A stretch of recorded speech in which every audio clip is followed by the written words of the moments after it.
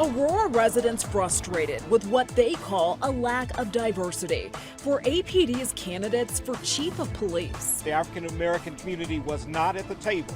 We are appalled at the process. Tonight, they're making their voices heard. We have to continue to demand what is right for everybody in this diverse city. Floridians are going to experience the impacts from this storm for a very long time. As Hurricane Ian closes in on Florida, Colorado volunteers are standing by, ready to help. We'll hunker down and survive, and then we'll be ready to emerge immediately after the disaster. And some in Littleton sharing their emotions after police find a live explosive with a broken timer. It is scary, though, that yes, we did discover it was an explosive device. It was a bomb.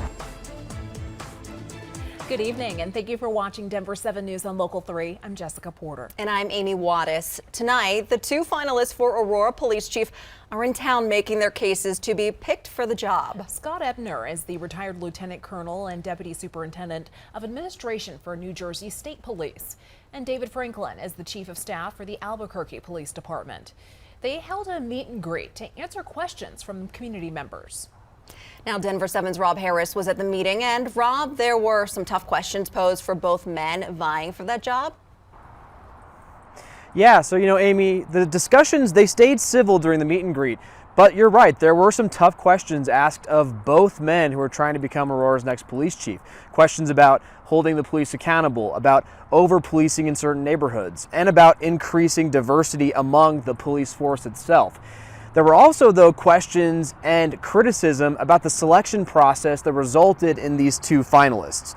While the recruitment firm working with the city says that women and people of color were interviewed and considered, the only two remaining finalists are both white men. And many people here tonight feel that community members and oversight task force members should have had a more active role in the selection and vetting of candidates.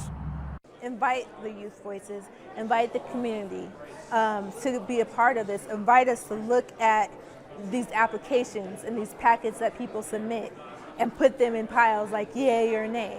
Go back to the basics. So that is Lindsay Minter. She's a member of the Aurora Police Oversight Committee, and she was one of the only members of that committee at the meet and greet tonight. Most skipped it out of protest. They're calling for the city to basically scrap this process and start over, this time with members from their committee and members of the community playing a more active role in the selection of those candidates. Now, according to the city of Aurora, both of the men who are the finalists will be interviewing with the mayor and members of city council tomorrow. Live in Aurora, I'm Rob Harris, Denver 7. All right, Rob, thank you. Right now, you are taking a live look at Port Tampa as Hurricane Ian makes its way to the Florida coast. The National Hurricane Center says Ian could likely become a Category 4 hurricane before it makes landfall in Florida tomorrow night. More than 2.5 million people are under evacuation orders. FEMA has already sent in search and rescue teams ahead of time. Now, the Coast Guard and Army Corps of Engineers are also mobilizing. It's going to exit most likely sometime on Friday morning. So this is going to be a lot of impacts, and they will be felt far and wide throughout the state of Florida. If you're in an evac zone, you need to move. You will be on your own at some point if you're in an evac zone and you choose not to move. Let's bring in Chief Meteorologist Mike Nelson for more context on Hurricane Ian. Mike, what will South Florida see in the next 24 hours as the storm gets closer to making landfall? Very high seas on the west coast of Florida, with the sea levels coming up about 5 to 10 feet with that storm surge. Right now, Ian is out over open water, very warm water, and in Florida, that area that you see inside the red parallelogram is a tornado watch. We've already had a half a dozen tornadoes touch down in the Florida area. I have not seen any reports of any damage or injuries yet. You can clearly see the eye right there. Goes to Category 4 early tomorrow and then moves on. It looks like Tampa is not going to get the brunt of it. It'll be more down toward Fort Myers. Now, Tampa will still get hit very hard, but it's on that right side, right in here. It's like a right hook coming in there. That's where you get the heaviest of that flooding coming in. I think landfall somewhere between 2 and about 4 p.m. Eastern time tomorrow afternoon, and then it will continue to move up as it weakens, but dump copious amounts of rain. Some areas could see over 2 feet of rain out of this storm over the next couple of days. So a monster storm, and it's going to cut right through the central part of Florida. Thank you, Mike. And Coloradans are already in Florida to help with preparations and the storm's aftermath. Denver 7's Patrick Perez caught up with one local Red Cross member now taking shelter until the storm passes. As Hurricane Ian turns in the Gulf, volunteers are standing by ready to help in its aftermath. This will be my first time to ride one out. Kim Males is one of 8 Coloradans on the ground in Florida assisting the Red Cross. He arrived in Orlando Sunday, where he and others will be taking shelter until the storm passes. There's a lot of adrenaline, like, hey, we're here to do a job. Let's get this thing set up. Then we'll hunker down and survive, and then we'll be ready to emerge immediately after the disaster. And their help will be greatly needed, as the storm surge Ian is forecasted to bring to the Gulf Coast of Florida could be devastating. That moves cars, that inundates homes, that causes the bulk of the damage and the bulk of the threat to life. Alex DeRosier, a native of Tampa, a member of CSU's hurricane forecast team, says this is a storm the area hasn't seen in 100 years. Tampa has been incredibly, almost cosmically fortunate in these things. We really have a lot of compounding factors here, making for a very dangerous and historic event for Southwest Florida and potentially Central Florida as well. While all eyes will be on Ian as it approaches Florida, Kim and his team are standing by ready for whatever happens next. We're prepared, we're well organized, and we're going to respond to these that are affected by this hurricane. Patrick Perez, Denver 7. Well, scary stuff. If you'd like to help, the Red Cross is taking donations online, which will go toward those impacted by the hurricane. Hurricane Ian won't have a major impact on gas prices in the U.S. It's because Florida isn't a major producer of oil or a refiner, and the Gulf Coast hub of refineries aren't in the storm's path. Oil and gas companies in the Gulf did evacuate workers from offshore oil and natural gas fields ahead of the storm. The evacuations have derailed about 485,000 barrels per day of oil production, which equals less than 5% of the total U.S. daily oil production.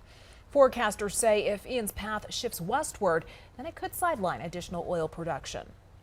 Denver 7 will keep you updated as Hurricane Ian makes its way to the Florida Gulf Coast. We will have coverage on air, online, and on the Denver 7 Plus app. The man wanted in last week's attempted abduction near a Thornton school is in the Adams County Jail. The arrest affidavit says the parents of Diego Gettler recognized him and turned him in. Police are not releasing his mugshot since the investigation is ongoing. They say a 10-year-old girl fought and got away from him at the STEM launch school. Gettler made his first court appearance today and will be back in court Thursday.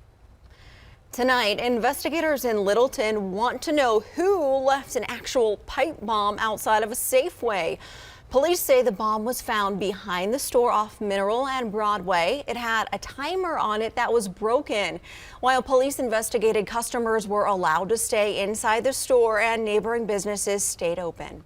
We haven't seen this much excitement in this area in a long time. Yeah, for sure. But I'm glad it was handled in a very timely manner. We secured the area where we knew the blast would probably be an issue. We didn't close down Safeway based on the type of the building, the structure of the building, the proximity where the device was found. Police are now looking at nearby surveillance cameras to try and figure out who left the bomb outside of the store. A Telluride extreme skier famous for her athletic accomplishments is missing after a fall in Nepal from the 8th highest mountain in the world. Helicopters are searching for Hillary Nelson, who was with her partner when it happened. Nelson has 2 children. Among many firsts from Nelson, her website says she completed the first ski descent from the 4th highest peak in the world and was National Geographic's Adventurer of the Year in 2018. We're told she's a huge proponent of protecting wild places and combating climate change. But what those who know her and remember most about her is the way she made everyone feel welcome and how she mentioned other athletes with grace unlike any other. When the conversation of why comes up around these things and the why of these big expeditions or the why of maybe dangerous pursuits that many athletes, especially adventure athletes, take, I think Hillary always talks about that it's part of what makes living worthwhile.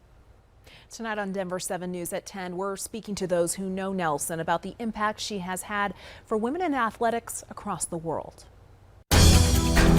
Denver investing millions of dollars to address affordable housing and homelessness. It's finna get cold out here. I don't want to see nobody out here. We're breaking down the new plan, aiming to get more people into permanent homes. We're committed to seeing everyone housed, and we won't rest until that occurs. And an iconic Denver restaurant getting ready to show off its new makeover. A little gloomy out there with some scattered showers, but brighter days are coming up.